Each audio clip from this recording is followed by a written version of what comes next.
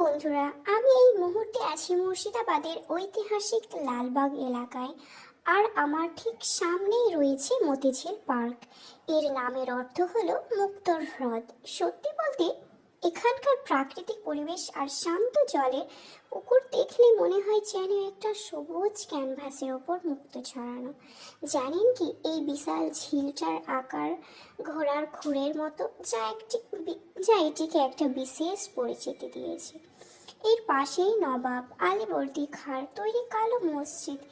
এর ঐতিহাসিক স্থাপত্য, ঐতিহাসিক আর প্রকৃতির এমন সুন্দর সুন্দর মিশ্রণ যা মনকে সত্যিই মুগ্ধ করে দেয়।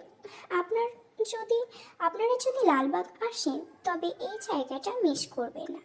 এখানকার ঐতিহাসিক আর নির্মল পরিবেশ দুটোই অসাধারণ।